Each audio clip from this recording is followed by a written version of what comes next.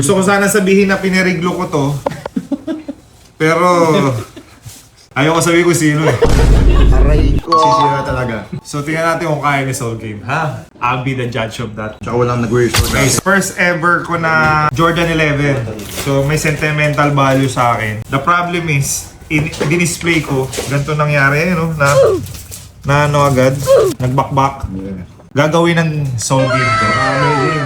Wear your shoes. Kasi don't, masisira talaga.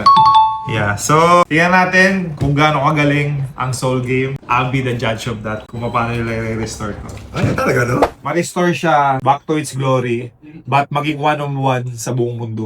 Pinakakaiba siya na Michael Jordan shoes. Ha? Wow. Alright? Ayun, no? Tama. So, medyo mahirap siya, but interest we have sa Soul Game. Alright?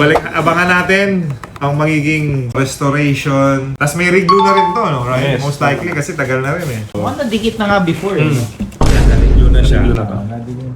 Saan nadikit na? Gusto ko sana sabihin na piniriglo ko to. Pero ayaw ko sabihin ko sino. Aray ko. Alam ko na. Hindi totoo yan. Tapos sabi niya hindi na daw nila kaya. So tingnan natin kung kaya ni Soul Game, ha? Alright? Ayaw ko manira eh, kasi syempre tropa naman natin. So tingnan natin kung kaya ni Soul Game, ha? Alright? Sa sobrang dami nating mga nag-collect ng Michael Jordan, I'm sure di ako nag-iisang ganito yung Yeah. naging result. May make around Lahat na ng shoe hits. Ang case kasi sa Michael Jordan na shoes, sentimental value niya. sayang. Kasi dati, oh. Bigay lang sila Walang ng bigay. ganyan, no? Tsaka walang nag-restore Okay, dati. Soul Game, kayo nang bahala dito, okay? Soul Game. Ah.